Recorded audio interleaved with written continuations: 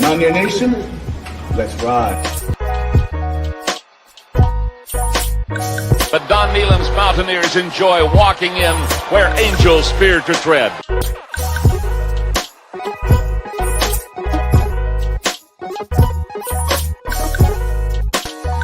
As the hills of West Virginia resound with the sounds of Golden Blue football. Here is Harris in trouble. Stiff arms, the would-be tackler. Comes out over the 25 to 20. Goes around about it to 15 to 10 to 5. A touchdown, West Virginia. He did it.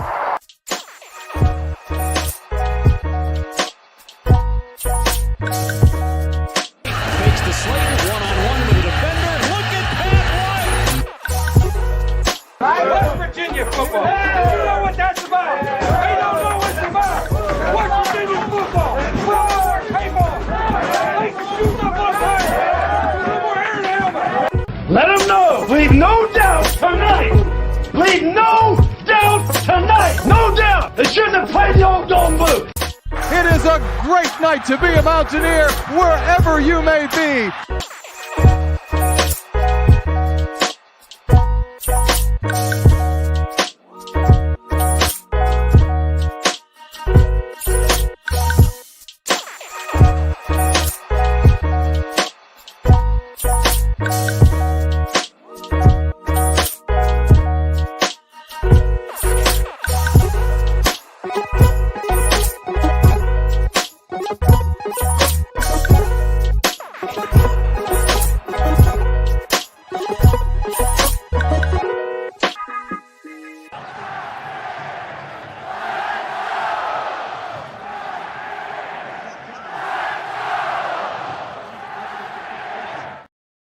What's going on, Mountaineer Nation? Welcome into another CRW Q&A stream here as we continue through spring football, trying to cover the 2023 West Virginia Mountaineers. Got a ton of news topics to cover, some that have happened, in the past since I've had the chance to talk to you guys, of course, and then whatever else that pops up along the way. This is the opportunity for you guys to kind of guide the conversation, do these weekly throughout the season, and then, of course, now with spring football going, we'll do them weekly here throughout the progression of spring football, this being, I guess, the penultimate one. We'll do one more next week, and then, of course, we'll have the spring game reaction as well in addition to this one. But definitely a lot of news topics to cover, some that just came out as recently as today. But before we get into those that came out today, I'm going to go back and discuss some that I should have discussed probably prior to. I actually, funny enough, recorded a video on one of the first topics that I'm going to talk about, and that's the addition of Kirk Kriisa. I'm sure everyone knows about that now for the West Virginia basketball team. Number one player, or not number one player, I guess, a top 15 player, top 10, I believe, in the transfer portal, but number one point guard in the transfer portal. West Virginia basketball adds him for the upcoming season. And funny enough, I actually recorded a video about the addition of Kirk Kriisa, right? Probably, I think it was the day it happened or the day after. I recorded this video, 10 to 15 minutes. I'm working on my laptop trying to edit it, and it crashes. And so I'm like, I'm just going to wait and just cover it in a live stream. So I'm going to discuss that to start off, as well as a couple other big, I guess you could say, recruiting wins for the Mountaineers and players they've got to come back. And then we'll switch gears and get over to the main topic, of course, on the football side. But in the meantime and in between time, be sure to drop your guys' questions, thoughts, concerns, comments, whether it be WVU basketball, WVU football related, whatever it may be. Drop them there in the chat. We'll discuss anything you guys want as I continue throughout. Got plenty of topics to discuss here. Like I said, a lot of news has come up in recent days, but funny enough, I'd already done this prior to the Kirk Kriisa incident, in which that thing crashed on the laptop and stuff. But I got a PC, so hopefully finally now actually my mouth is matching with my audio. Hopefully things are a lot smoother and going to be a lot better quality from us over here at the Country Roads webcast now that I've made that transition, finally broke down and did it, transition from the laptop to the PC. I think that's going to solve a lot of my problems, especially editing's been a whole lot more smooth. The conversion rate's super fast, the upload rate's super fast. It's really been blowing my mind when I've been editing videos the couple times that I have. But this is my first live stream now that I have a PC instead of a laptop. So You guys let me know if I sound okay, look okay, anything's better, whatever. Hopefully it is. But regardless, there's definitely Kirk Kriisa news to discuss. So I guess I'll go ahead and pull that up first and foremost. Let me share this screen with you guys, and we'll talk a little bit about this edition for WVU basketball, which I believe to be probably the biggest transfer edition for WVU basketball in quite some time. I'd say it's the biggest transfer edition in general for WVU since maybe Will Greer. As I take a sip of coffee there, I know the one that you could name would be JT Daniels, but I'm talking results based. I guess Will Greer was really the one I go back to on the football side. But even if you want to go back to JT Daniels, I think this is the biggest WVU basketball transfer in the transfer portal era, really, that they've landed. Eric Stevenson was a big get for West Virginia indeed, and he ended up being a great player for the Mountaineers this year. But even he wasn't nearly as highly touted as a player like Kirk Kriisa. Let me talk a little bit about him here. This article coming from Jonathan Giovanni over on ESPN.com back when he announced his commitment to the Mountaineers. And the thing that I really like from it is the quotes here from Kirk Kriisa. I wanted to start from zero. Kriisa said, I didn't want to go anywhere where I had pre-existing relationships. I need to challenge myself. I really like how they recruited me. Jay Kuntz and the entire staff. And to me, that comment kind of stands out there in that sentence because I know originally when he entered the transfer portal, he was actually crystal balled to go to Xavier because of the prior connection to Sean Miller, who had been the coach that recruited him to Arizona. Sean Miller, as we know, the coach at Arizona previously before going to Xavier. But this shows that, of course, that wasn't ever the case. He wanted to, have a fresh start, as he says here.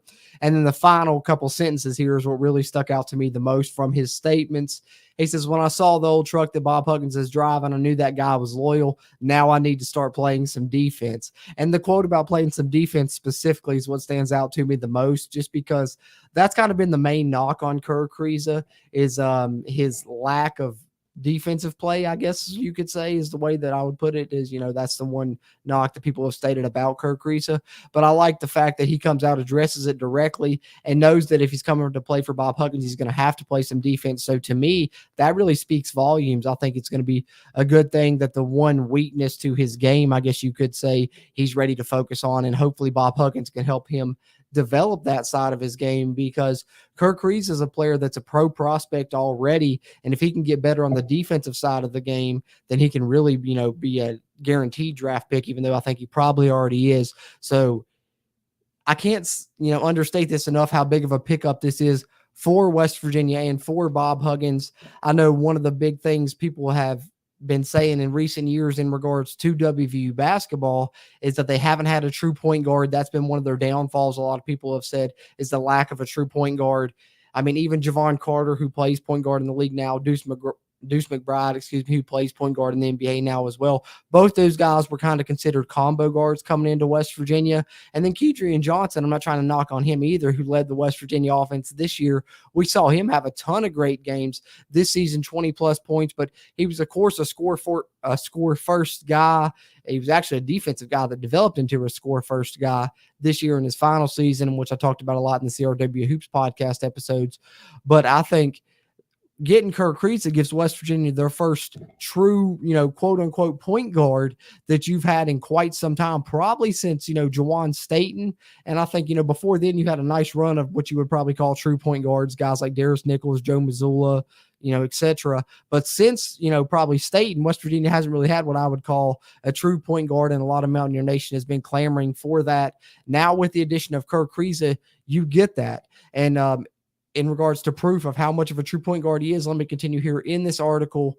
Kirk Kriisa's track record of winning games as a starting point guard at Arizona is unmatched by any player in the NCAA transfer portal, going 57-11 in the past 2 seasons at Arizona. So let me go ahead and restate that for you guys.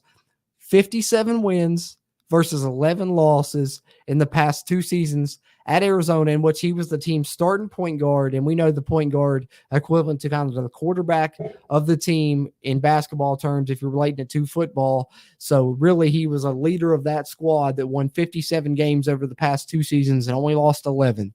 He won the Pac-12 tournament championship this season, helping Arizona to a number 2 seed in the NCAA tournament while leading the conference in assists and shooting 37% from three-point range.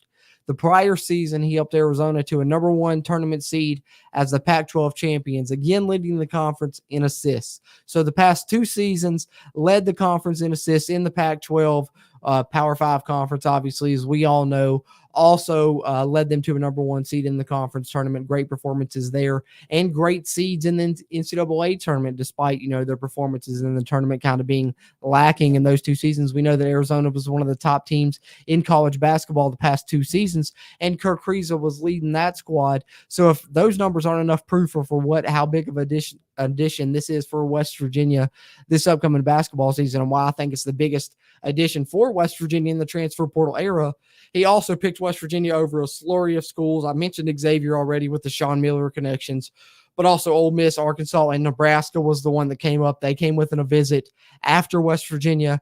But, I mentioned in my video that I talked about Kirk Kriisa here on the channel that when West Virginia gets a player on campus, a lot of times that's the ceiling factor for the Mountaineers. Morgantown's a great selling point. West Virginia has great facilities in both major sports, basketball and football, and I think that played a good part in landing Kirk Kriisa. But if his numbers, his winning record at Arizona aren't enough to sell you, how about his past experience playing in international play against players that are now professionals and stars at the professional level? As you see here, ending this article, Kriisa, born in Estonia, garnered significant experience last summer at the FIBA Eurobasket. As I accidentally switched the tabs there, still getting used to this PC and this new mouse, there. Garnered significant experience last summer at the FIBA Eurobasket. His national team competed against the likes of Luka Doncic, Giannis Antetokounmpo, of course, we know Giannis, and Lauri Markkanen, making him one of the most battle-tested point guards in college basketball. 1 season of eligibility remaining, but we hope it's a good one here in Mountaineer Nation. So that was a great recruiting win for West Virginia, who actually already had the number 1 transfer portal class in the nation before the addition of Kirk Kriisa. West Virginia, with the additions of Omar Silveria, who we talked about in the past, and the additions of Jose Perez as well, who we've also talked about in the past. Let me share this with you guys real quick. Let me see if I can pull this up. We know the transfers out for West Virginia players that played minimal roles the past season: Josiah Davis and in-state point guard and Jamel King, who only played in a handful of games.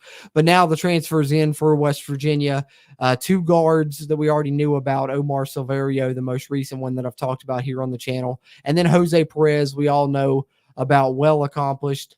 Talked about him last season. Should have been granted a year of eligibility, wasn't, but he's eligible for this upcoming season, has said that he will return to the Mountaineer basketball team. So you already had, with those 2 in tow, already had what was ranked by On3 in many recruiting services as the number 1 transfer portal class in college basketball heading into this season.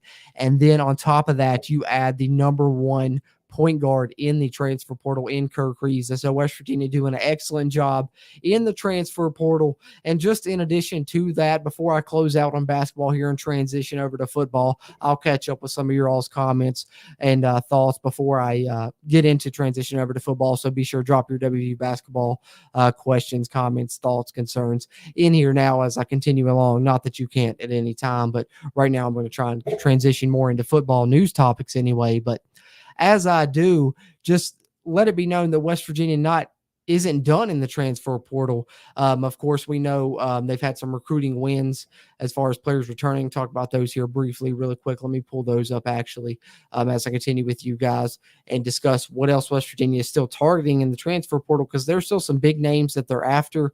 I know that next week, I believe that it's the recruit John Hewley from Pitt that's going to be visiting the Mountaineers.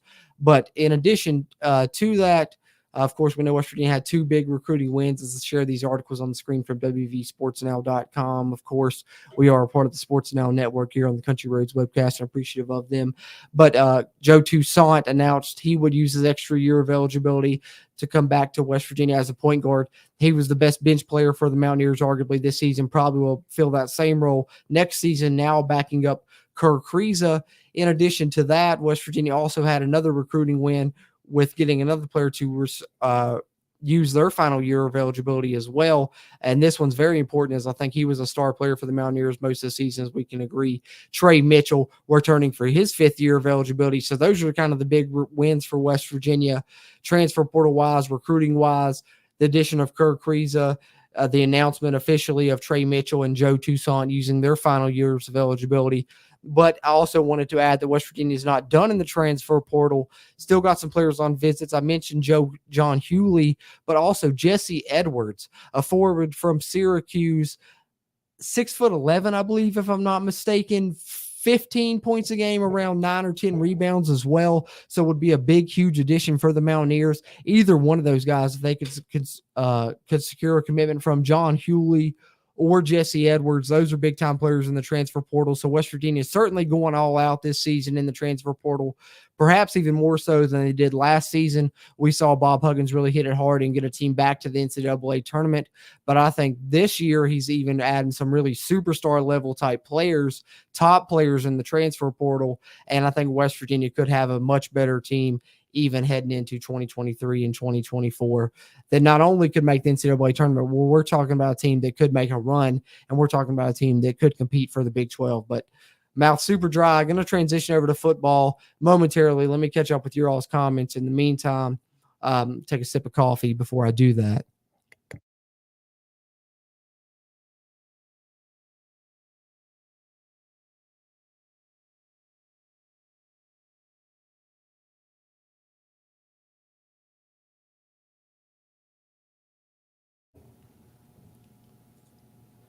Kenny says, great, better than it has been. What's going on, Kenny? Good to see you in here as always. Know that you're always loyal to tune in and chime in, and always appreciative of you, Kenny. One of the best Mountaineer fans you'll find around, of course, is Kenny here that you'll always find in the chat. But appreciate you, man. He says, great, better than it has been, and I guess that's in reference to now having a PC versus the laptop. So I hope that means it's a lot better quality. Hope that my mouth finally matches my audio for you guys. That's good news. Matthew Zervo says, have you ever looked okay with the crying, laughing faces? Well, that's to be determined. Probably not. Okay is a relative term, I guess, right? But better, right? Better.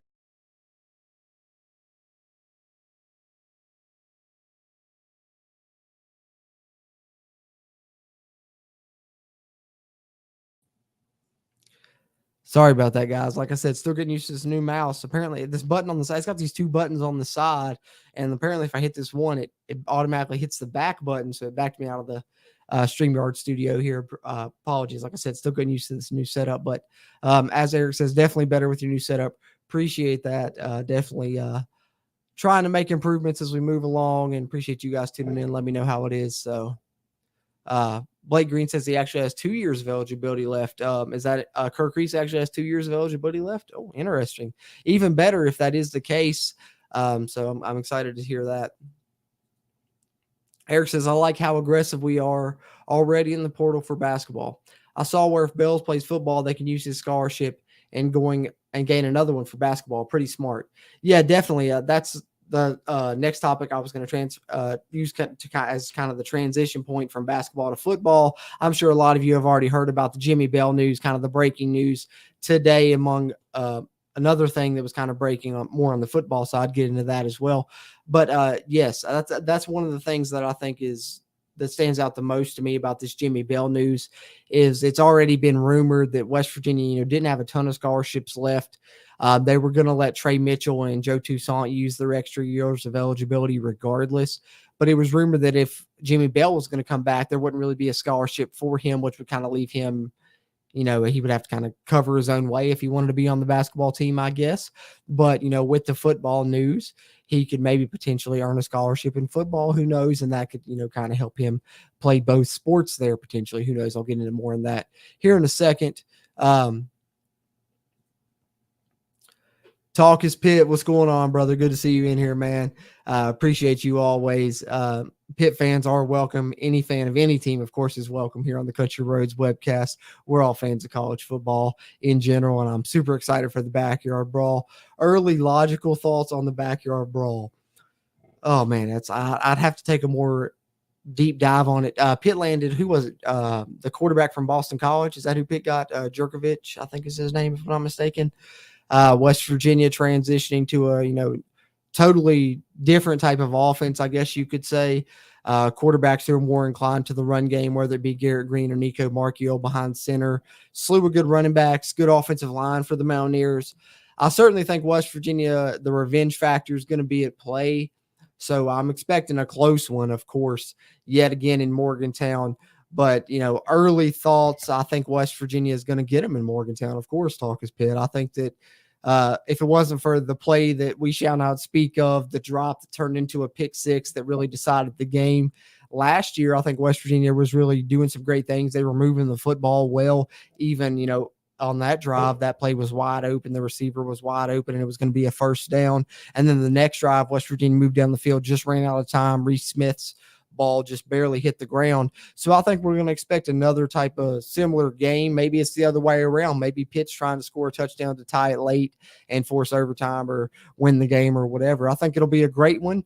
I'm excited to see another backyard brawl. I hope to attend this one in person yet again, as I got to go there to Heinz Field, aka Acrisure Stadium, and watch that one last year. Hoping to see this one in Morgantown with a rowdy crowd, and hoping the victors come out on the good side, right? Or the good guys come out the victors, right? I'm hoping West Virginia comes out on the winning side. That's just kind of my way too early thoughts. I think West Virginia is definitely going to be hungry, and the revenge factors at play, talk is Pitt, but appreciate you being here, man.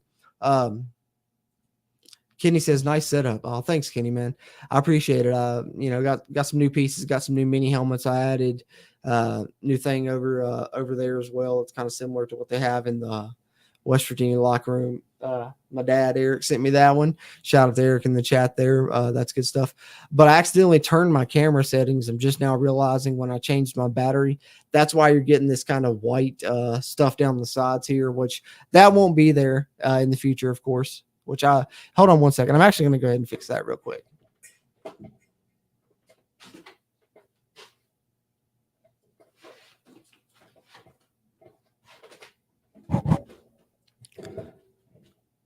There we go. Sorry about that. That's literally been bothering me since I started. But Kenny, I appreciate you, man, as always. Kenny says he loves the moves we've been making in football and in basketball. I agree. I think this season, West Virginia is doing a better job in the transfer portal in football. I mentioned in the past, I'm hoping they're following in the steps of basketball, because if you go back, not this past season, but, a season prior to the 2021-2022 West Virginia basketball season, West Virginia added some transfers from low-level schools. Huggins didn't really know a lot about the transfer portal, I don't think, if I'm being honest with you, and it didn't really work out. Then this past season, you see them go out, add some more Power 5 level players, some more players that can help them a lot. Guys like Eric Stevenson, Trey Mitchell, etc., Joe Toussaint, of course, and West Virginia gets back to the NCAA tournament. And I think you've seen Bob Huggins see that, and it's almost like he went, oh, Eureka, I can go out and really get some stud guys. And so now you've seen Jose Perez, you've seen Kerr Kriisa, the number one point guard in the transfer portal. So I think the basketball side's learned it. And I think, in my mind, Neil Brown maybe took some notes from that. He's like, Bob Huggins kind of failed a couple years ago, much like Neil Brown missed last year on, the corners that we added from the group of 5 and FCS level. I'm not going to call out names specifically. You guys know who they are. West Virginia missed on some of the transfers they added last season, and they're trying to do a better job this offseason. And I think they're doing a great job of that. I really like Montre Miller. I really like Keyshawn Cobb. I really like, the latest edition that we'll talk about here, moving on in the live stream as well. But I agree with you 100%, Kenny. Better moves in football and basketball in the transfer portal. Yeah, we got Jerkovich and a Penn State quarterback transfer. Yeah, that's what I thought. So who do you think is going to start? Talker's pick, is it going to be Jerkovich? Because when y'all got him, I kind of assumed that he would be your starter heading into the season, but I'm not 100% sure there. Let me know what you're thinking. But, yeah, either way, I think it's going to be a great game. I think it's going to be a battle yet again.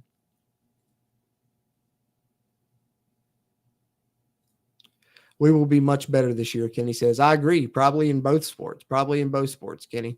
But let me transition over to some couple more of these news topics real quick. You guys, of course, as always, drop your questions, thoughts, concerns, comments, whatever in the chat as we continue along. WVU basketball related, WVU football related, whatever you got there. Of course, I'll address it as I continue throughout the live stream, but want to touch on some of these news topics throughout, as it's been kind of a heavy news day, actually, surprisingly. But let me wet my whistle real quick before I do so.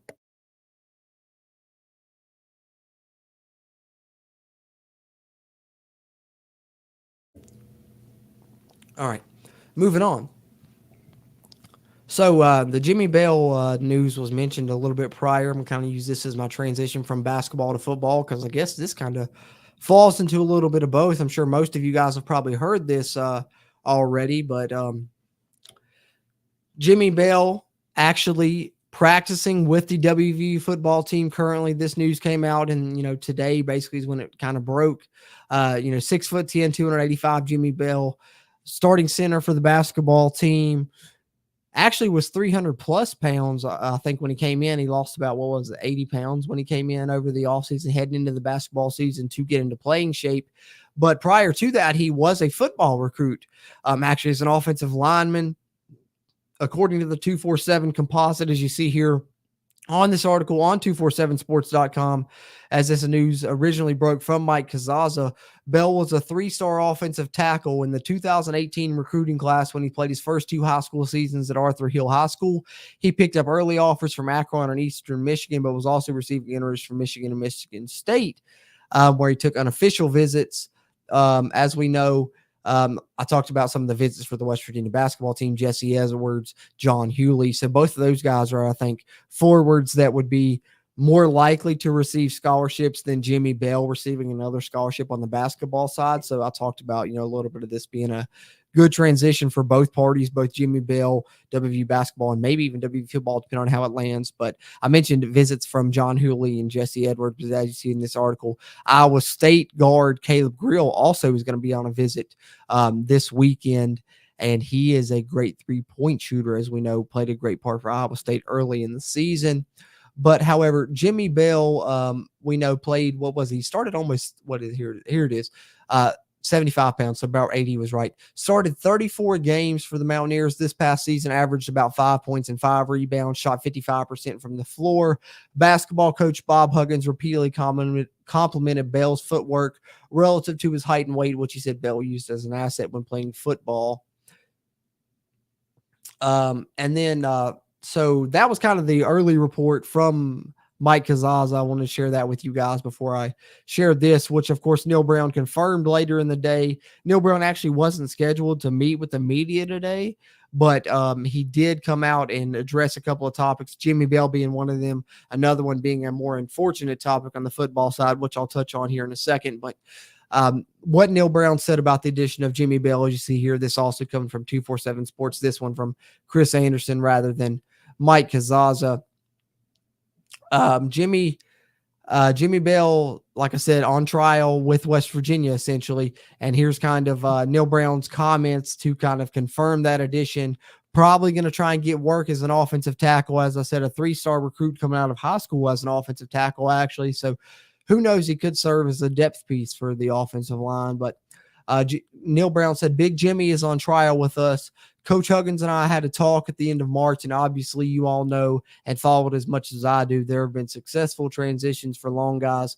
We talked and agreed to kind of make April a trial run. 2 weeks he did drills. He started Tuesday and practices Tuesday and Thursday. He'll have his third practice Saturday and practice through the spring game. But when I say it's a trial run, it's really a trial run. Then it goes on to talk about him being a 3-star prospect, of course, which I've already mentioned from the previous article. Neil Brown continues. He played football in high school before he went to Arizona in prep school. Obviously, he has great length. He's got size. He's got the demeanor y'all saw in basketball. He's physical in basketball. I don't really have any expectations for him, but it's a trial run. We'll see at the end of the month. He's got to make a decision on what he wants to do, and if he can, and if he wants to go to basketball, and if he wants to go to basketball, he definitely can. And we've got to make a decision. Can he help us? Bell started all 34 games for the Mountaineers basketball team this season, averaging 5 points and 5 rebounds. As I've already talked about. But the interesting fact here to talk about with this Jimmy Bell news, I think, that hasn't got as much press, I think, with this, is that if he came back for basketball, it would be him using his kind of COVID year, his final year of eligibility, if you will, right? But if he decides to transition over to the football side, become a scholarship player or whatever, he has 2 years of eligibility remaining in football. And so to me, that stands out a lot, because I think if he had only 1 year, I'm like, I don't know if you make this move. But I think for West Virginia football, why not give him a year to develop? He's probably not going to play this year, but you put him through a whole season with Mike Joseph plus an off season next year. Who knows? He could wind up on your 2 deep on the offensive line at the tackle position there in his final year of eligibility. I think he's got that type of potential. He's got great size, of course, as I said, 6'10", and that's already, that's one thing I stated in our CRW group chat, was even if he's on the team, 6'10" looks intimidating coming off the bus to opposing teams, right? So he's going to put on a little bit more of that weight that he took off probably. He's, as Huggins has said, and we all know that's been the thing, he's got great feet. Jimmy's got great feet. So if he's athletic enough, I think he could factor in a tackle. And with 2 years of eligibility, I think it's a win-win for both parties, both Jimmy Bell, WVU basketball, WVU football, for him to try and choose to stick with football. Like Neil Brown said there in that article, he's got, kind of a month to make a decision of if he wants to do this or not. I hope that he does, and I hope that he chooses to stick with it, because in my opinion, if he chooses to go play basketball, I don't know if there's going to be a scholarship there for him.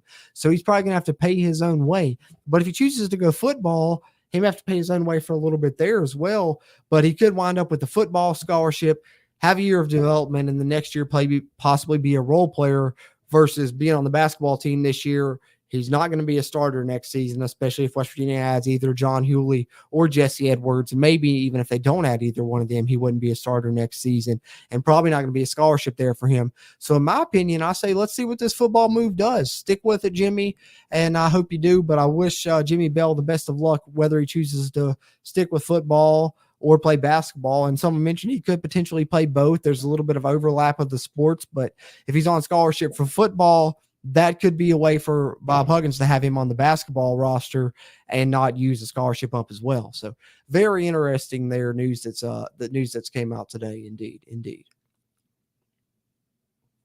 As Kenny, mentioned earlier here, Bell's going to football as a tackle. I think that'll be interesting. I know I heard Neil Brown mention maybe even tight end, but we got a lot of bodies at tight end, and I just don't see it there for him. I definitely see him as a tackle on the offensive line as well.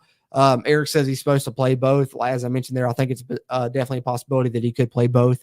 And I think this is maybe a way for him to be able to do that. Like I said, I don't know if there'd be a scholarship there for him on the basketball side.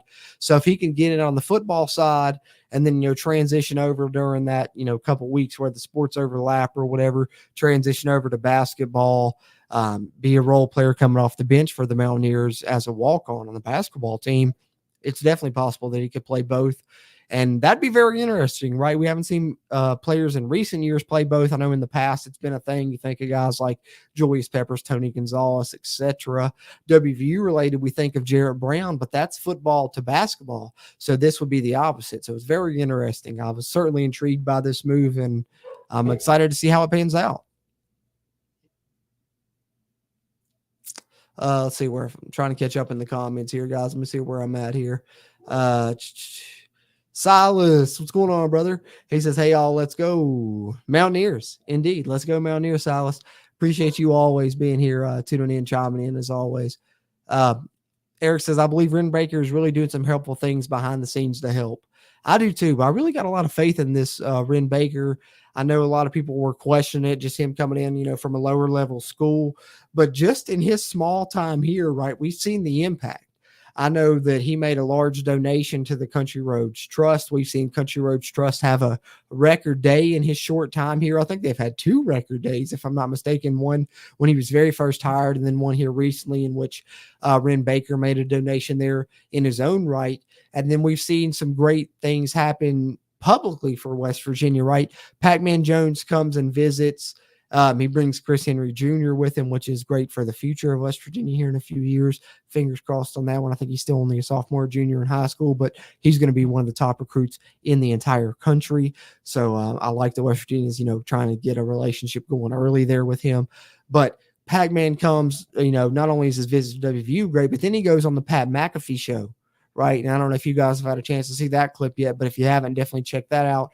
Pac-Man Jones goes on the Pat McAfee show and talks to Pat McAfee, and both those agree that Ren Baker is really doing big things. And I think the quote, you can find it for yourself. I'm paraphrasing a little bit, but Pac-Man Jones says, I love our new athletic director, and we got money now. We're making moves in the NIL. And this was literally like a day or 2 days before West Virginia added Kirk Riza. So it's like, not only is Pac-Man going on, a national thing with Pat McAfee that a lot of people tune into and saying this, but then, 2 days later, we're seeing the proof of what he's saying from Ren Baker. So I 100% agree to that. I think Ren Baker's really doing some great things, and I think that the future is bright with him at the helm of West Virginia. Let's just try and keep him around and get the right pieces around him.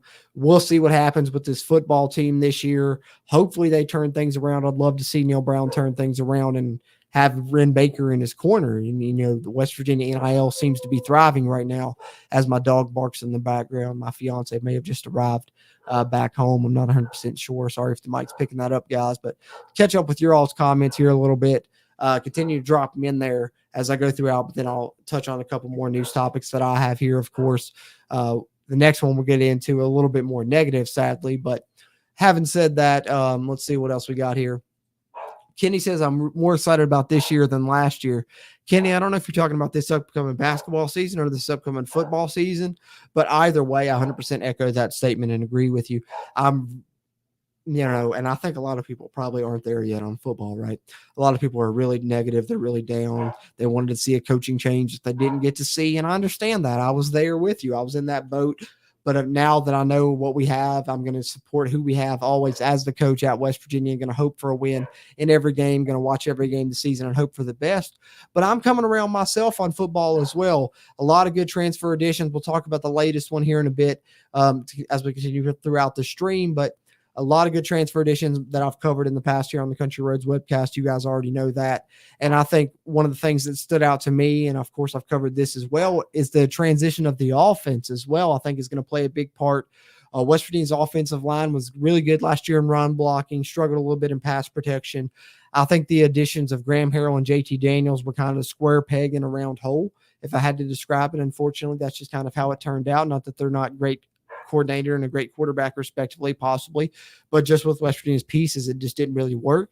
But I think with what we saw late last season showed that if West Virginia transitions to more of, what they have in their favor, then they can really win some games. We saw them beat up both Oklahoma schools, one of which they hadn't beaten at all during their time in the Big 12. The other one they hadn't beaten in, 5 or 6 years.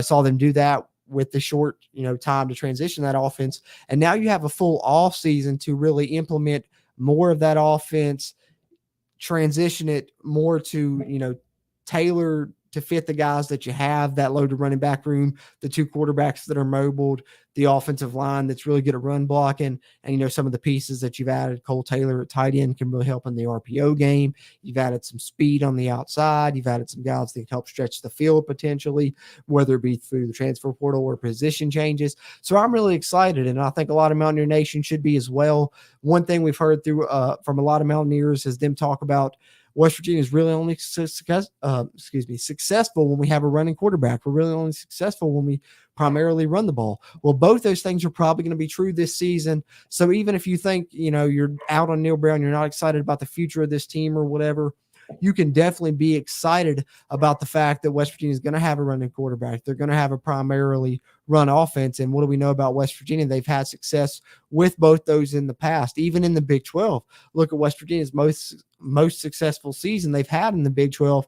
It came when they kind of went back to a little bit of what they were doing in the Rich Rod days. I think that 2016 offense, to me, is kind of a mesh of what Rich Rod was doing with what Dana was doing. And you had the air raid concepts in the passing game, but you implemented a lot of quarterback power, quarterback run game, read option and things. I think you'll see that this year, and you'll see, play action, deep shots. You had a speedy threat in Shelton Gibson that year. I think this year you'll have that as well. You'll have deep threats.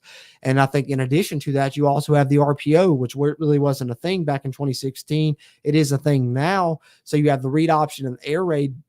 With the RPO, West Virginia really has some weapons. So I'm excited too, Kenny. I really am.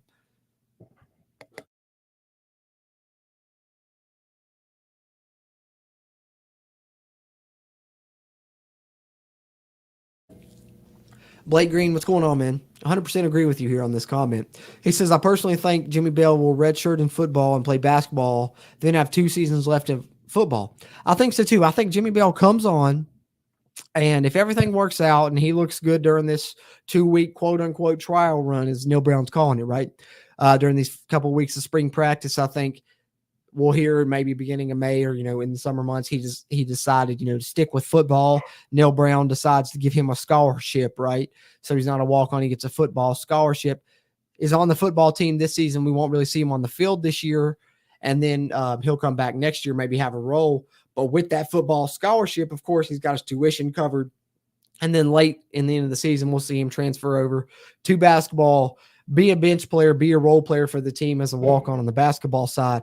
100% agree. I think that's why I termed it personally as a win-win for Jimmy Bell, WVU football, WVU basketball, Bob Huggins, Neil Brown, all parties involved. I think it's a winning situation because, like I said, I don't think a scholarship was going to be there for him on the basketball side. If he can get one on the football side and then still play basketball, that's going to be awesome for WVU all around. Eric says Julius Peppers did both back in the day. Indeed, that's literally one of the last ones I can think of. It's like Julius Peppers and I think Tony Gonzalez was before Julius Peppers. But those are the last two that I can think of that really played both. I know Rico Gathers that played for Baylor, last handful of years, played college basketball and then ended up transitioning to football after college basketball, got drafted as a tight end in the NFL, I believe. So that's kind of basketball to football, but that was post. He didn't really play for Baylor football, if I'm not mistaken. So it'll be interesting to see how this turns out. Matthew Zervo says, NIL gold mine or dead end, right? Yeah, that's always the concern, right? With this NIL game right now, I know it's a big concern for West Virginia trying to stay relevant during these times. With all this, people want to know, does West Virginia have money? And for me, it's not an issue of does West Virginia have money? We've seen West Virginia has money with how they've been able to keep things afloat throughout all these years and stay relevant as one of the, arguably top 20, top 15 programs in, both major sports, college football and college basketball in the past, 20 years or so, right? So to me, the issue isn't really if the money is there. The issue is the money there enough to where you can split it between people donating to the university and people donating to the NIL? Because to me, that's the big issue for West Virginia. You might have some big donors, right? But can your big donors say split that between, NIL and donating to the university? Because these are two separate entities. We got to keep that in mind. And, the average Joe may be able to donate $100 to the university, and that helps, right? But he probably can't donate $100 to the university and $100 to Country Roads Trust. So do you diminish the funds of either one by him then going 50-50, or does he have to pick which one he thinks helps the best? So I think that's very interesting, and there's certainly certain avenues you can look down. I know I've personally donated to Country Roads Trust and the university in the past, the MAC, of course. But when you donate to Country Roads Trust, you can actually specify, I want this money to go to football. I want this money to go to basketball. I want this money to go to baseball. I want you to spread it around. So it's really interesting with this NIL. Not only do you got to think of NIL versus, your athletic fund, your MAC or whatever, you also got to think of NIL of each specific sport, because that can be broken down that way as well. So it's a crazy time in college sports right now. Indeed, Matthew. Already pulled up Blake's there. Eric says Pat Man and McAfee on the show. Great words. I agree. I think that was really good for WVU. And I think that's one thing we've seen in the Neil Brown era. We've talked a lot about him doing everything right, but winning right. And that's one thing we've seen throughout his era is bringing in more players from the past. That was a big complaint during the previous regime, that players didn't really feel welcome. We've seen more players from the past come in during the Neil Brown era. And we've seen, I think, in turn with that, West Virginia maybe get more spotlight nationally. And that's big, especially because West Virginia hasn't really been successful during that time frame, but they've still managed to stay relevant to where they're still a talking point nationally. And it really helps when you've got guys like Pat McAfee, a WVU alum, who is a one of the biggest names in sports right now, you could say, right? So I think that's great. And you got to continue to try and accommodate that guy so that he continues to promote you, because that can be a weapon for you as WVU football, as WVU sports, university in general. You got a big name like that that's public nationally, that can really help promote your brand. Jimmy Rollins, what's up, JR? Good to see you, bro. All those big name QBs y'all have had, and the only one to get 10 wins in the Big 12 is an underrated Skylar Howard. Hey, man, don't be hating on my boy Skylar. You know how I feel about Skylar. Yeah. We've had some big name quarterbacks in the Big 12 era. Really, Geno Smith, Will Greer, you name them. But Skylar was the one to get it done, and that's also a reason why I think you should be excited for the upcoming season if you're a Mountaineer fan, right? Because you've had these big name quarterbacks, but you've been trying to be pass heavy. And the 1 year that you were successful in the Big 12, what did you do? You were more 50-50. You may have even leaned more run heavy. Wendell Smallwood led the Big 12 in rushing. Skylar Howard was a weapon on the ground for the Mountaineers that season. So I think for the Mountaineers, if you're talking about turning things around for Neil Brown, if you're talking about things that are really trying to get you a silver lining to be happy and be excited for the upcoming season, how about that? West Virginia is going to rely more on the run game again. They're going to rely on the read option. They're going to have quarterbacks that can run the football. And the one time West Virginia was successful in the Big 12 was when they did that. So I think, when you talk about Skylar Howard and when you talk about the upcoming season, those two things correlate more than I think people realize. And that's one thing I've been trying to push here on the Country Roads webcast, and I'm going to continue to do so. You guys continue to drop your questions, thoughts, comments, concerns there in the chat. I'll catch up with them in a minute. Got a couple more news topics I want to touch on before we get too much further, and I catch up with your all's comments. And I'm a little behind here, but I'll catch back up before we close out. I'll stay here with you guys as long as the engagement's there and as long as the comments are there until I get called back up, of course. So don't be scared to drop in there along the way, even if I'm covering another news topic. I'm going to get into a couple more. I've got 2 or 3 more to touch on here. But let me take a swig of this coffee, and then let's transition over here.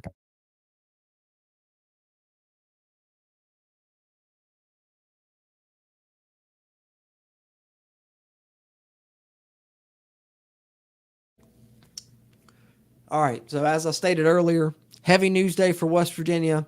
The 2 main news topics that really came out were very unfortunate, and those were they weren't both very unfortunate. One we've already discussed, and this one is the more unfortunate one, but they were the 2 news topics that Neil Brown met with the media today to discuss, despite not having a scheduled appearance. As I said, they had some player appearances. I believe you had Jared Bartlett, Jalen Anderson, Hershey McLaurin player interviews today released on the university's official YouTube.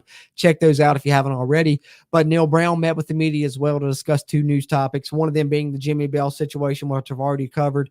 The other one being more unfortunate here, and that's the news that unfortunately West Virginia's highest ranked recruit on the defensive side of the football, the player that I'm sure a lot of us were very excited about for the upcoming season for the Mountaineers. I know this is the player that I personally was most excited to watch in the spring game coming up in just a little bit over a week now.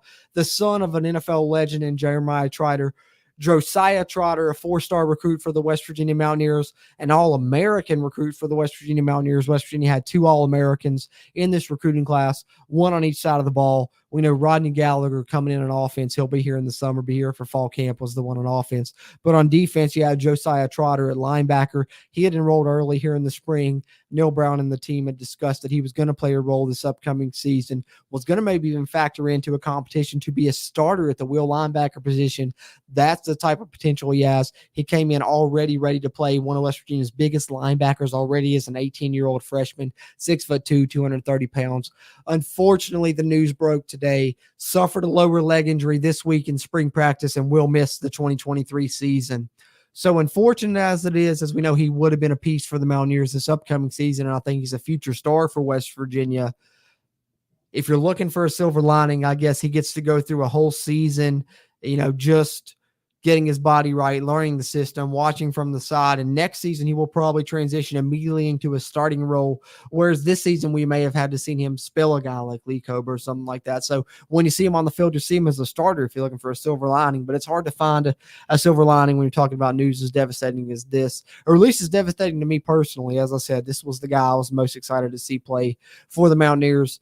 in the spring game, and one of the freshmen I was most excited to see this season, as they'd already mentioned, he would play a part. So sad news here. Let's see what they have to say here in this article. I think it's got a little bit of Neil Brown's comments, if I'm not mistaken. Lower leg injury. Let's see here. I got Neil Brown's comments somewhere on this. Maybe it's in this other article. Let me pull up this other one real quick with you guys. I believe it's in this other one over on the university's official site, actually. Let's see here. Let me zoom this in a little bit for you guys. Okay, here we are. Coach Neil Brown made an unscheduled visit to the media room, as I talked about earlier.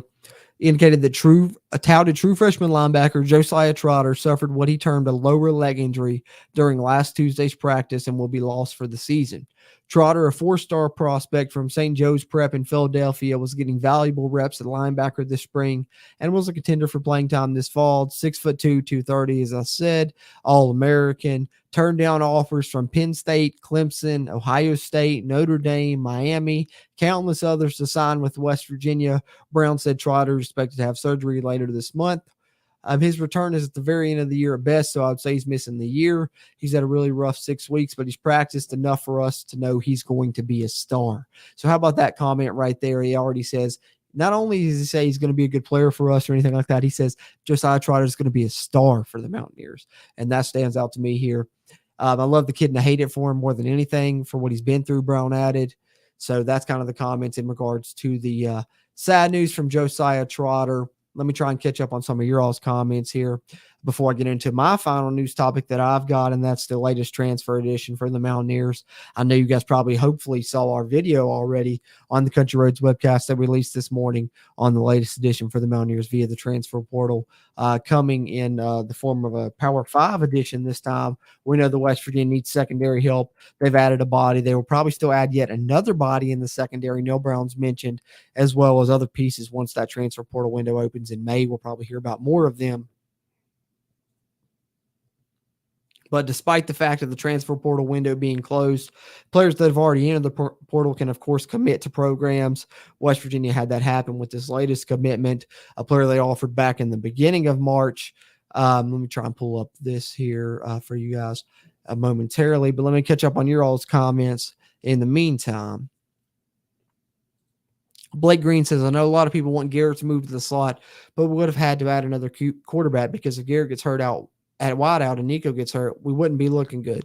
Yeah, I've got thoughts on the quarterback battle. Hold on just 1 second. Let me get a swig of my coffee one more time here, and I'm gonna let you. I got some thoughts on that. I agree with you though, Blake.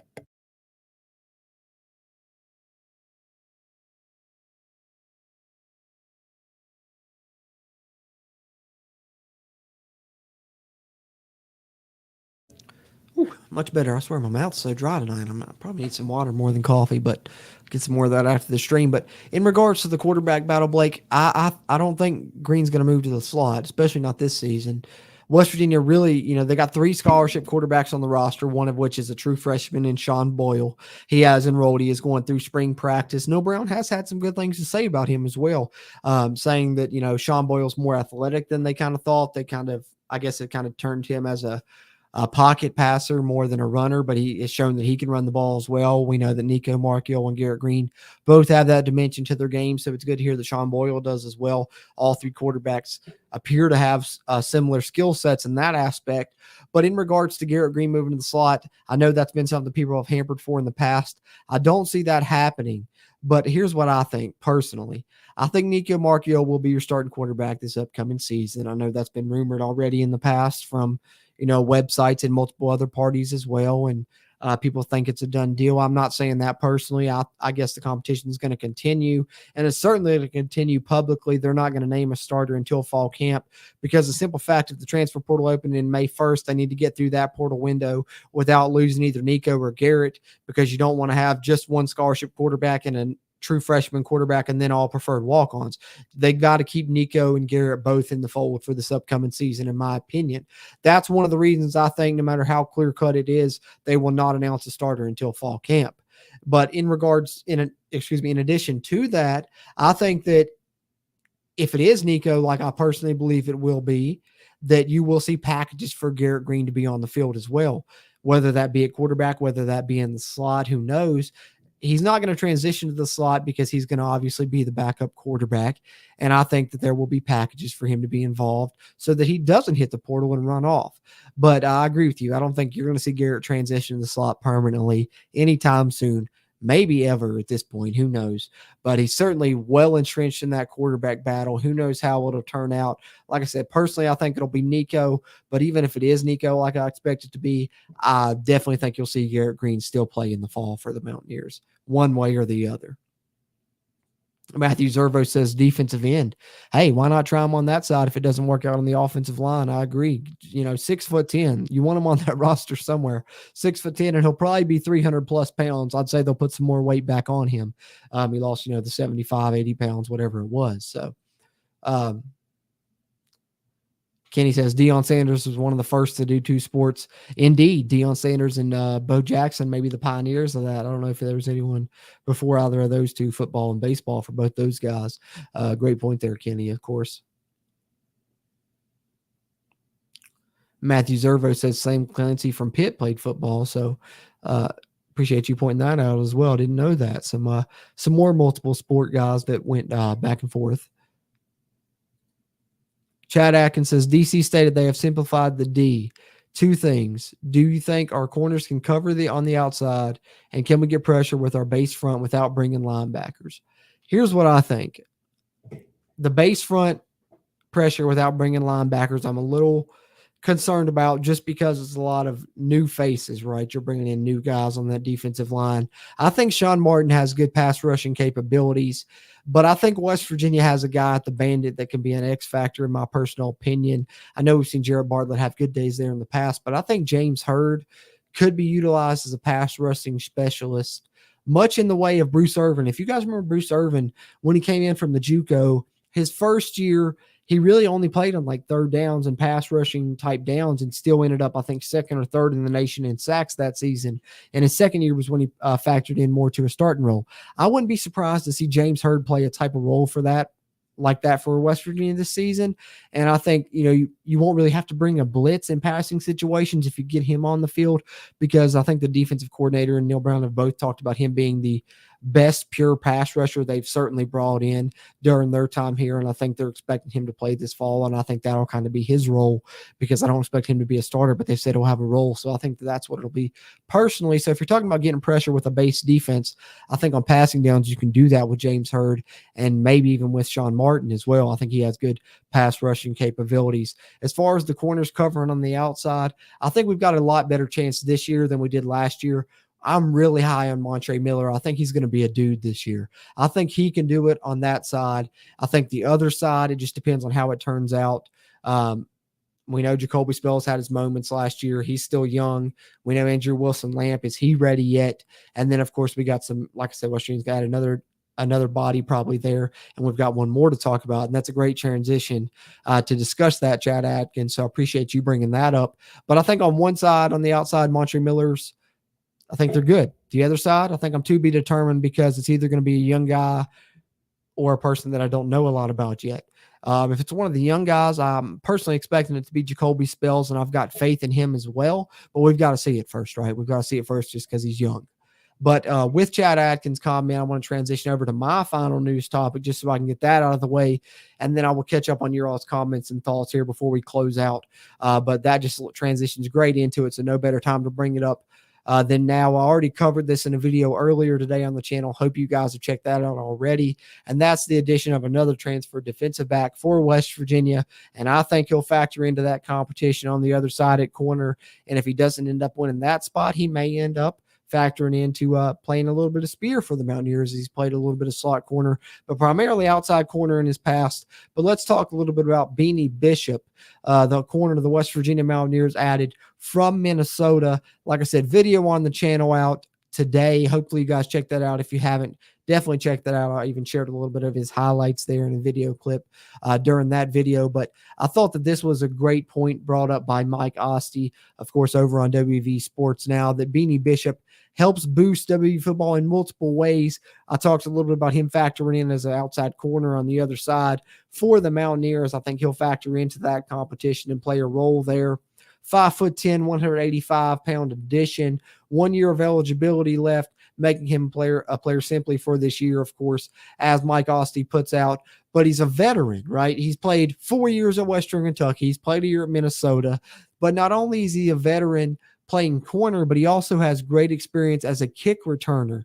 32 kick returns, 800 total yards during his collegiate career, to go along with 76 tackles, 8.5 of them being TFLs, 12 pass breakups, 3 interceptions, and 1 forced fumble. So I think that he's a guy that can definitely be a piece for the Mountaineers this upcoming season. And I think West Virginia is really looking to improve their special teams this season, particularly in the return game. And we've seen a concerted effort of them to do that this offseason, right? They've already added Jashawn Polk, who we think is going to factor in there as the kick returner. Now Beanie Bishop maybe could be back there with him and maybe be in the competition for the punt returner role as well. I think Jeremiah Aaron's a guy that has potential that's already on the roster. We saw him as the Mountaineers kick returner for a lot of last season. We saw Preston Fox has good moments as punt returner towards the end of last season when West Virginia had some of their better games. And then, of course, you got other guys that could factor in there. We know we've seen them test out pretty much all the running backs there. Davis Mallinger, one of the fastest players in the team. Andrew Wilson-Lamps, really speedy. But bringing in Beanie Bishop, you get a guy that has experience there. So don't rule out having 2 transfers as your main kick returners, Jashawn Polk and Beanie Bishop. And maybe one of the 2 is your punt returner for the Mountaineers this upcoming season as well. And that's just kind of what he closes this article with, is talking about the same kind of things there with the specialists. So I think the addition of Beanie Bishop is a good one for the Mountaineers. Bishop with the Golden Gophers for 1 season, 29 tackles in that season, 1 sack, 1 pass breakup, played in all 13 games, but played in 36 games prior to that back in Western Kentucky. So he's played at the Group of 5 level, been a star, played at the Power 5 level last year in more of a role player type role. So got experience all over college football. Great addition for the Mountaineers to add a veteran piece to the secondary. And we know the secondary is vital to seeing West Virginia improve as a team in 2023. That secondary is going to have to improve in order for them to be able to do so. So as we talk about that, I just wanted to pull up one more time. This was also, of course, featured in the video there on the channel. Be sure and check that out if you haven't already. As I talked about the addition of Beanie Bishop a little bit more in depth. But if you guys have followed along throughout the offseason here on the Country Roads webcast, you know I've been doing the roster updates. I've been doing the transfer updates. And this is the article, or the Google Doc, I've been showing to cover the transfer updates. As you see, the transfers out. Haven't had one of those in quite some time. Won't hear another one until at least May for the Mountaineers. And maybe, fingers crossed, won't hear of too many when that comes out. But the transfers in here, of course, all of these have been covered in their own separate video here on the Country Roads webcast channel, which, while I'm talking about the channel, if you're in here watching this video live, do us a favor, please. If you're on YouTube, hit the like button, hit the thumbs up. It only takes a quick second, free for you, but it really helps us a lot here, because it helps not only this video's performance, but our future videos performances here on the channel as well. And if you're a WVU fan, college football fan, college sports fan, whatever, be sure to hit the subscribe button. Helps us, helps you, helps get more of this Mountaineer sports content out to Mountaineer Nation. And we really appreciate that. And even if you're tuning in on the playback, you can still hit that like button, and that subscribe button really helps us a lot. But wanted to get that out of the way here as I talk with you guys. But like I said, all of these transfers been covered in their own individual video. The transfers in for West Virginia that'll help this 2023 season, I've talked about a few of them here. Jashawn Polk, a wide receiver from Kansas State. Montre Miller, a defensive back from Kent State. Cole Taylor, a tight end from LSU. Day Hawkins, a defensive lineman from Tennessee State. Michael Hayes, a kicker from Georgia State. Keyshawn Cobb, a defensive back from Buffalo. Devin Carter, a wide receiver from NC State, receiving rave reviews in spring, believed to be the WVU's number 1 receiver heading into 2023. Fatorma Mulba, a defensive lineman from Penn State. And then, of course, the one that we're talking about most recently, Beanie Bishop, the defensive back from Minnesota. And interestingly enough, right, the 3 transfer defensive backs West Virginia has added, all with a little bit of alliteration to their names. I pointed that out in my video today. You get Montre Miller, Keyshawn Cobb, and Beanie Bishop. And as a fan of alliteration myself, I've got to love it. But that's all I've got as far as news topics, guys. But wanted to discuss that with you guys in case you guys haven't had a chance to check out that video. But definitely check out the video I dropped on the channel earlier today in regards to the addition of Beanie Bishop. I'll talk a little bit more in depth about it and play some of his highlights while I do, so you get to see a little bit of his play firsthand there. So that is a great way to learn more about him. But let me catch up with your all's comments, and then I'll get out of here before too much longer. Appreciate you guys tuning in tonight. Great engagement here with our 4th Q&A stream here of the spring. Like I said, do one more next week, and then of course we'll have a spring game stream, hoping to do one pregame. I'm going to be up there for the spring game, hoping to do one pregame from the stadium, and then definitely we'll do a post-game stream with you guys here on the channel. So definitely a few more live streams coming throughout the spring, but always the best chance to get your questions, thoughts, comments, concerns in here, and I'll catch up on those before I wrap up here on this week 4 Q&A stream on the Country Roads webcast as we continue through WVU spring football practice.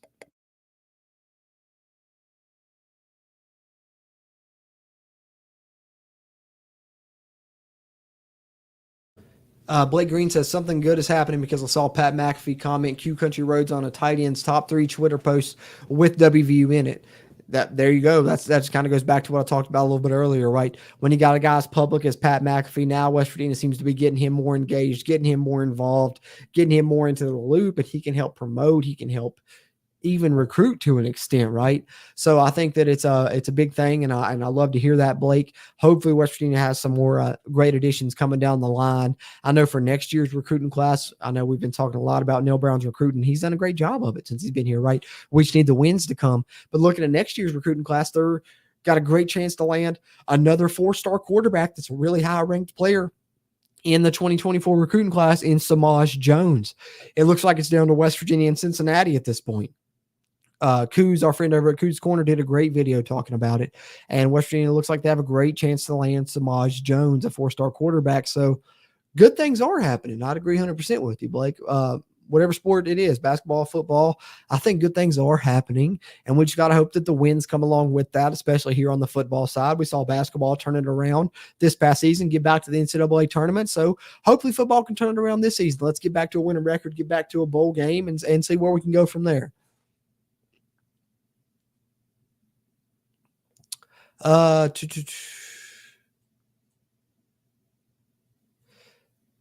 Kenny says, how does that happen in spring? They got to take care of players. I know, man. I don't, like I said, no details on it.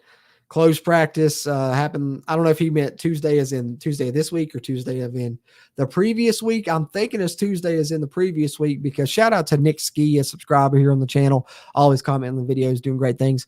I put out a roster update back on April 10th, I believe was the roster update. For you guys to check that out, I think it was April 10th. And he commented there may be some injuries that'll change, the roster. And at the time, I thought he was talking about maybe injuries that already occurred. But, once that news broke today, I commented to him, and I was like, man, I know what you're talking about today, and I hate that it had to be a player I was so excited to see. But yeah, I agree, Kenny. I don't know how that happens. But in the defense of the coaching staff, etc., it very well could have been a non-contact injury as well. A lot of these knee injuries that happen today, in my opinion, seem to be because of the artificial surface. The turf and stuff can cause a lot of injuries. And we've seen that happen here in, recent years of college sports, college football specifically. So, who knows? But I agree. I hate to see it. And it stinks when injuries happen in spring, man. That's one thing when you're going through spring football, you kind of got your fingers crossed through the whole, month and a half or however long it is, that you don't hear of any major injuries to your major players. And that's personally kind of why I'm glad that West Virginia is keeping Zach Frazier more or less out of spring football. I don't want to hear of any, major injuries along that offensive line, especially when West Virginia has the cohesiveness they do right now along that unit, with all 5 starters returning and great potential for the future.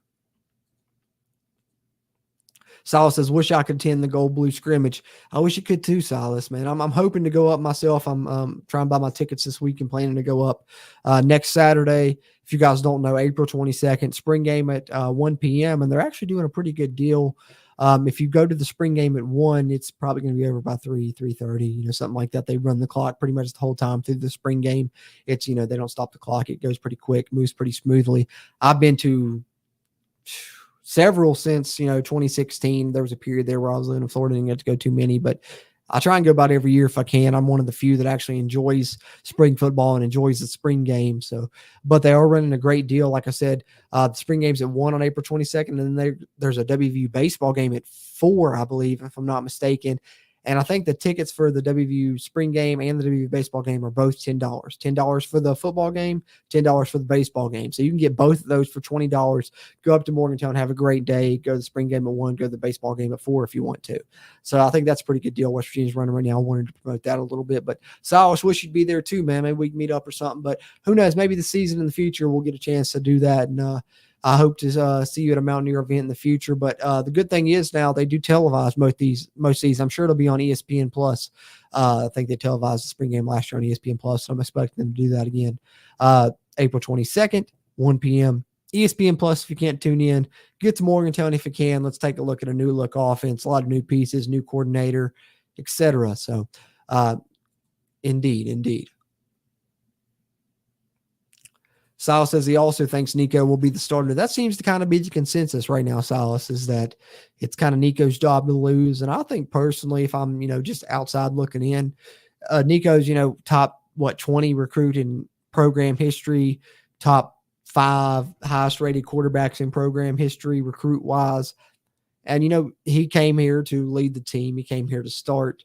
Late last season, we saw him playing some spot duty. Once Green went down, he helped lead to the victory over Oklahoma State. He had some really good moments. We've seen more of Garrett Green. I know Garrett Green kind of has a bit of a cult following, I guess you could say. That's kind of what I would compare it to.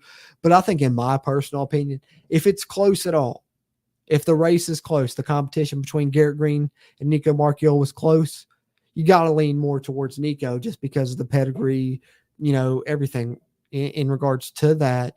And so I ultimately think it'll be Nico too.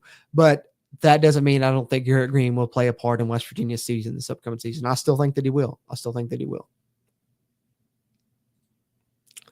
Blake Green says, I think Garrett deserves the start to sit for 3 years and stay around, but whoever starts, I'll support it. I think we're going to go 8-4.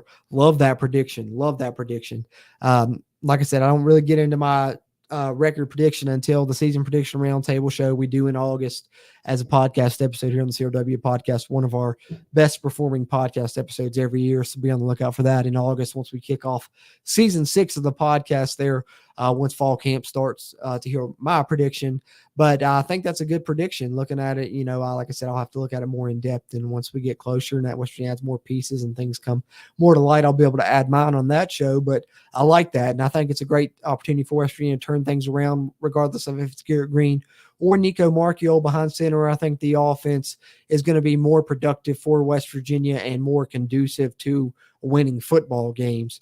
But I definitely think Garrett Green deserving the chance is one thing, and I would agree with that. Garrett Green certainly deserves the chance to start, and I think that's why, even if it is Nico, even if Nico looks great, you don't name a starter to a fall camp. You keep Garrett Green engaged because you don't want to be, disrespectful of a guy that's been really loyal to you. And I think Garrett Green really loves this program. I don't think he's going anywhere personally, even if they were to name a starter. But I think they're trying to protect that by doing that. But him and, by all accounts, Garrett Green and Nico Marchiol are actually really good friends. The best of friends is what everyone says. So hopefully both those guys will stick around regardless.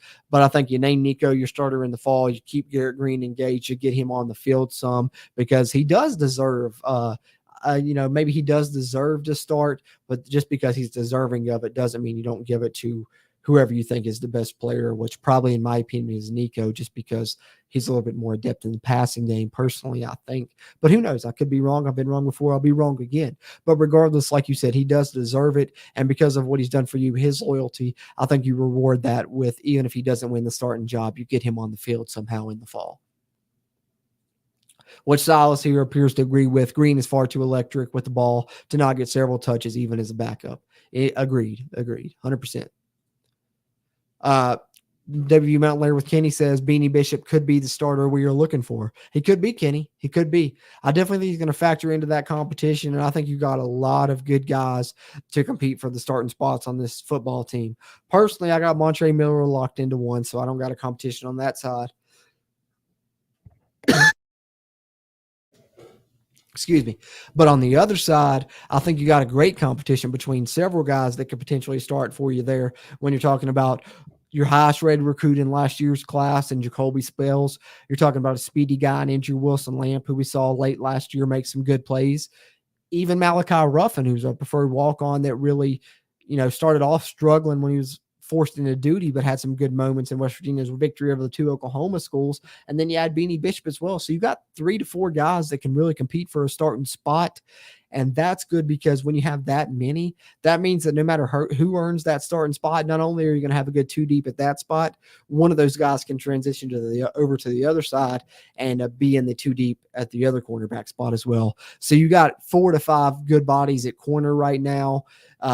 Good depth in the secondary at safety as well with some of the additions. So I think West Virginia has definitely made a concerted effort to improve the secondary. Hopefully it pays off, and I don't think they're done. Neil Brown, I think, will add at least one more body to the secondary via the transfer portal here throughout the spring and summer as we head into the fall.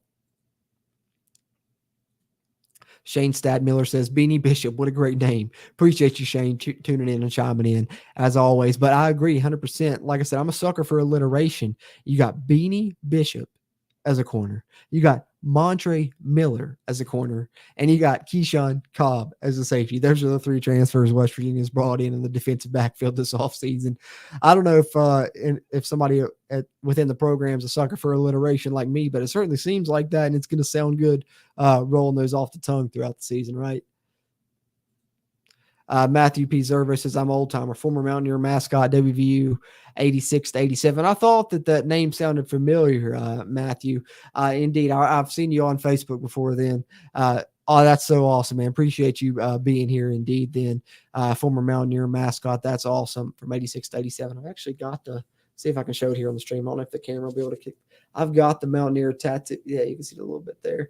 Tattooed on my arm. I think this was John Kimball, though, was the picture that the tattoo artist used for that tattoo there of the Mountaineer. So in a way, I've got your effigy, I guess you could say, tattooed on my arm, Matthew. But that's pretty awesome that you are the West Virginia Mountaineer mascot. I'm definitely jealous of that, but gotta love the longtime fans. If Mountaineer fans are nothing else, they're certainly loyal. But appreciate you being here, Matthew, as always. Kenny says he's 53, so right there with you. Kenny, man, you're a longtime fan and one of the most loyal that I know as well. BJ says, great live show. Excited for this season. Appreciate you, BJ, always being here as well. Thank you, man. That means a lot. I'm excited too, man. I'm getting more excited the closer and closer we get. Each edition that West Virginia adds just builds on that excitement. Each interview that I hear, of course, and, by the time we roll around to August, I'll probably be sipping that golden blue Kool-Aid again, despite the fact of me saying early on in this offseason, I'm not going to do it. I'm out on this coaching staff. They sell me every season, and then it's the same thing. But I don't know, man. It seems like some things are really changing for the better, whether it be a completely new look offense, seeming to do a better job in the transfer portal, transition to more what we like throughout Mountaineer Nation with a running game and a running quarterback. There's a lot of things that got me excited indeed. So regardless of if it bites me in the butt or if it pays off in the fall, I'm getting very excited, and I'm going to be super excited each and every game. They're cheering them on and hoping for a successful 2023, BJ. Indeed. Salah says, yeah, turf does seem to lead to some knee ACL. Yeah, I think so too. I think it plays a big part. You've seen players come out and say that in recent years. And I think looking back, I believe it was Dana Holgerson's final season or the year before his final season when West Virginia lost, what was it, like six linebackers all to knee injuries or something like that. Because by the end of that season and that game, if I believe when we needed to beat Oklahoma to get to the Big 12 championship, we had like 2 walk-ons playing at linebacker or guys that were way far down the depth chart, had to move a guy from safety, things like that on that Tony Gibson defense that year. And that's one of the times I can remember it really biting West Virginia that year. And I know that their practice field is turf now as well. They transitioned it over from grass not too many years ago. So I definitely agree. Blake Green says, this means Ben Cutter will have to step up. I think so too. I think Josiah Trotter was going to factor in as a reserve at Mike behind Lee Koba, but we've fortunately been hearing good things about Tyreek Austin Cave lately. So I'm glad to see his name finally come up. I think he'll be a great spot player there for Lee Koba at the Mike position. But as you mentioned, at the will linebacker position, Josiah Trotter probably was going to factor in there along with Ben Cutter, Jaffa Veras, and Trey Lathan. Although I expect Jaffa Veras and Trey Lathan to kind of compete for possibly the starting job there, I would not be surprised at all to see Ben Cutter edge out whoever to end up on the 2 deep there at the will linebacker spot. He's a tackling machine. I think he's going to be a great player. He just has really good football IQ, just kind of one of those guys that's got the knack for the game, right? I've compared him to maybe like a Reed Williams or a Nick Kwiatkowski. I think he's got the archetype to kind of be that type of player for West Virginia moving forward. He's a true freshman this season, but I don't expect him to redshirt, Blake. I think he's going to play a role and step up as well. Silas says, count me out this spring. I have 2 little kids and a third due anytime. This season, I'll try to make the Pitt game. Hey, man, anytime you can get up there is awesome. Even if it's just for one game. I know there's been times I've, only made it up there for one game. And like I said, when I was in Florida, I didn't make it up there for, I think it was the 2018, 2019. And of course, nobody really went 2020. So for about 3 years, I didn't get to go up to Morgantown at all. 2021 finally started to get going back again. I went to the away game at Maryland, went to a few home games, and then back full swing into it last year, more or less, getting to go to a few games. So I understand that, man. Always, that's the one thing I always try and say here. Real life comes first, for sure, no matter what, indeed. And the good thing about living in the day and age that we get to live in now as Mountaineer fans is every single game is going to be on TV. Even if you got to pay for ESPN Plus to catch it, you can watch it if you want to. So that's the good side of that. Matthew Zerber says, passing of the rifle on Friday to our new Mountaineer at the Mountain Lair. Oh, that's awesome. That's awesome. It's good to hear. Michael Hager. That's right. I think that's the name of the new one, right? Michael Hager, if I'm not mistaken. I know that was announced a little bit ago. I like his look. He's got the look. He's got the mullet. He's got the beard.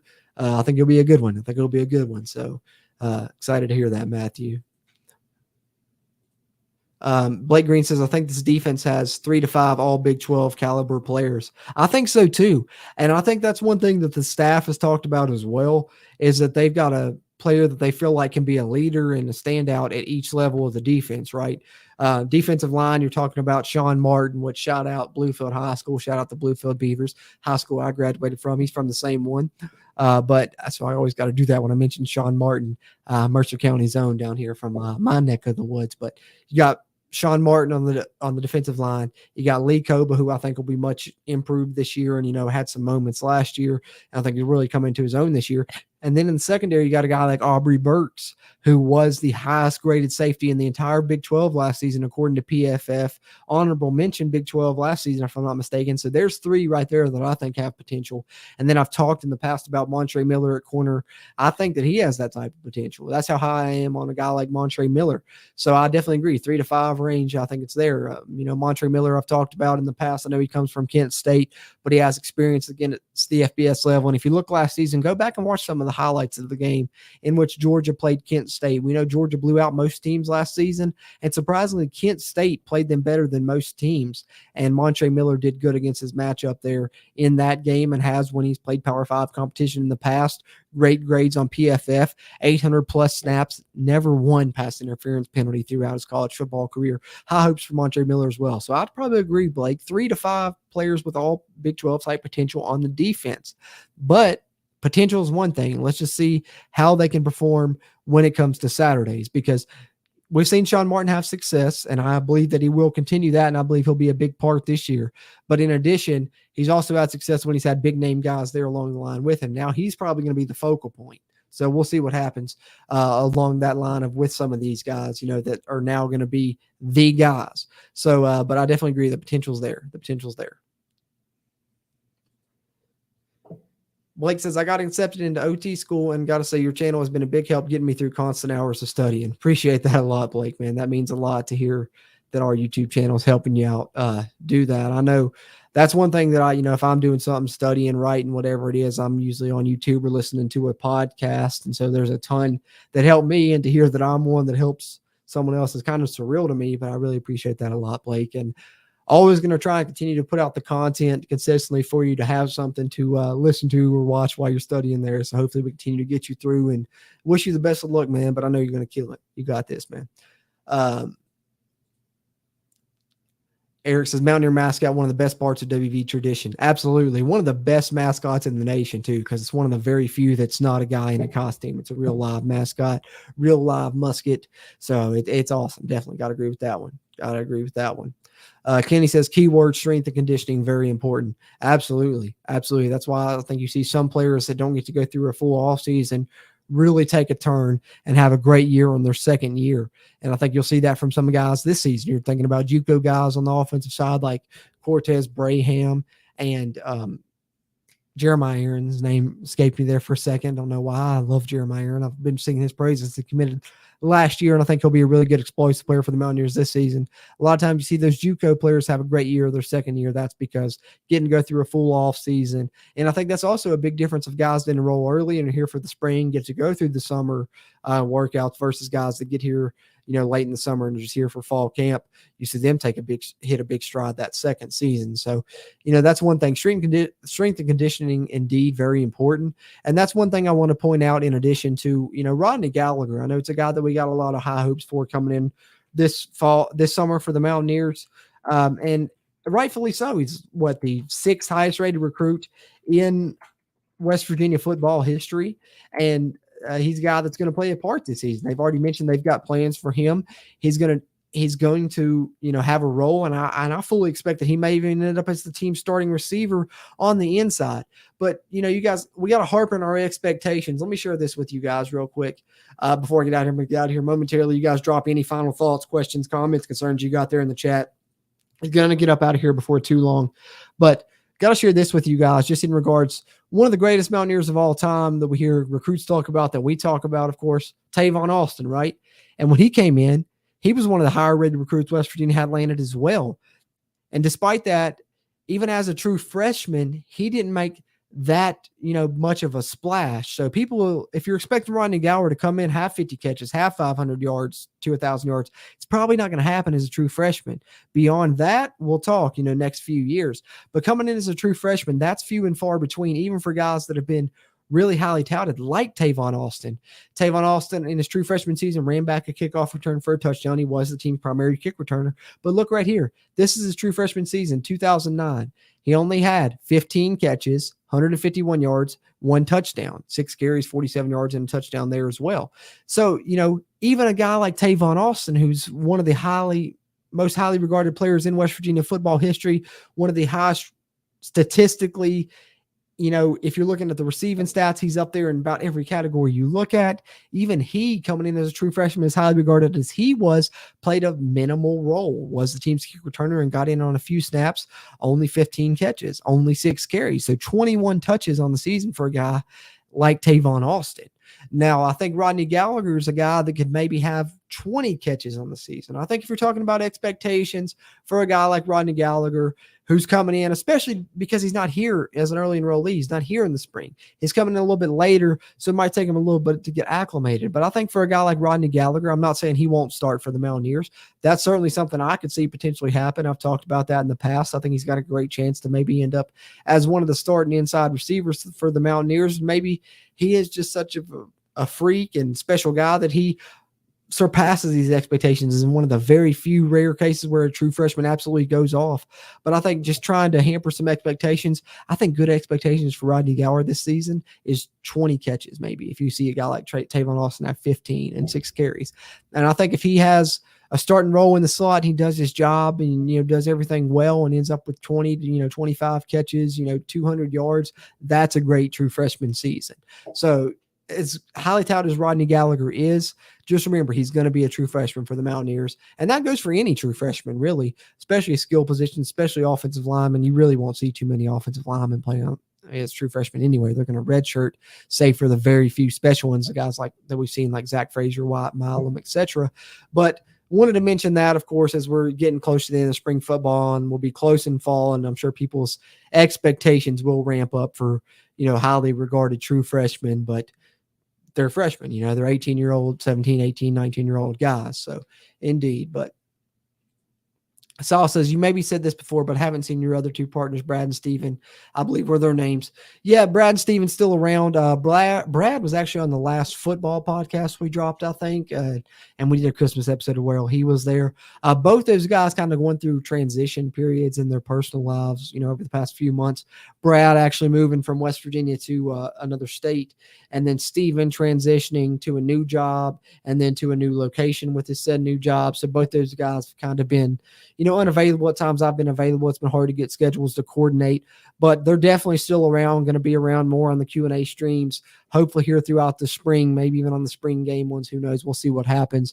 But definitely once the fall comes around, they'll be here on these Q&A streams probably weekly as much as possible and always on the podcast episodes. But appreciate you asking about them. Definitely still part of the channel, but don't want our schedules not lining up eliminate us producing Mountaineer sports content for you guys. Still want to keep the content rolling on a consistent basis, whether it's me putting it out alone, them putting it out alone, whoever it is, whoever's face pops up here representing the Country Roads webcast. We just want to keep the Mountaineer sports content rolling for you guys and always have a place here with these live streams where we can come in, chat WVU together all throughout Mountaineer Nation. But appreciate you guys reaching out. Appreciate you reaching out about that, Silas, and appreciate you guys all tuning into this live stream. Getting ready to wrap it up here in a second.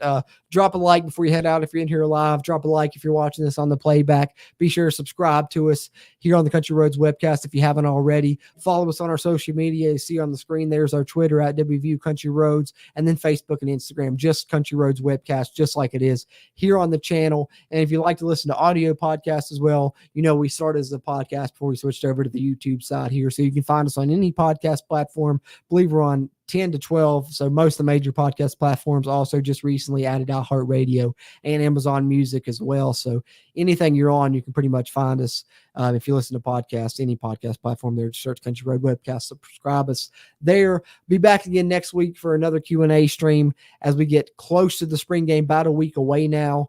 I know as far as what's coming up for the team, they've got another scrimmage coming this Saturday in the stadium. I believe it's closed to the media, but Neil Brown will have a press conference following that scrimmage. So who knows, maybe I'll drop something in regards to the reports from that scrimmage prior to next week's Q&A. Be on the lookout for that. Other than that, definitely hope to see you back at next week's Q&A. If you were here live, if you got a chance to catch this on the playback, come with us live next week. Tune into our social media or our YouTube channel for an announcement on when next week's Q&A stream will be. Or if you're listening to this on a playback on the audio side, hop over to the YouTube channel, sub us up, and definitely tune into our stream live next week where you got a chance to chat with us. Kenny says, Mountaineer Nation, a bright future coming for us, which is much deserved, definitely. Indeed, Kenny, much deserved, definitely. I appreciate you as well, Dad. He says he's always watching from Florida. Let's go Mountaineers, indeed. And with that, you guys, I'll get ready to wrap it up. Appreciate everyone that tuned in here and chimed in as always, and hope to see you guys back again with our next stream here on the Country Roads webcast channel, and more of you tune in as well. If you catch this on a playback, maybe next week you get to tune in live with us and have a little bit more of a discourse with us live as we chat with you throughout the comments. But if you aren't in here live, if you're watching on playback, drop your thoughts on any of these news topics, in the comments, and I'll reply to you there in text form. And then maybe next week we'll chat a little bit more live if you can hop in the live chat. But appreciate you tuning into this, regardless if it's live, playback, audio version, whatever version that you tune into any of our content here on the Country Roads webcast. We truly appreciate you.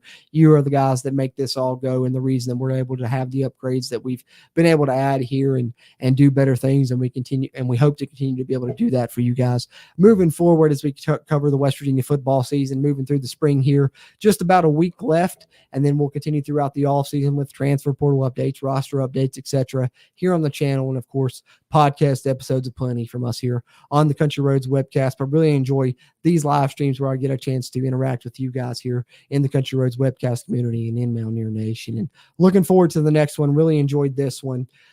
Be back again next week for another one. We'll have another scrimmage to talk about with that one, and who knows what we'll drop in the meantime and in between time. But be sure check out the Country Roads webcast YouTube channel. Check us out on podcast platforms for all of that good stuff. Twitter at WVU Country Roads, Facebook and Instagram Country Roads webcast as well.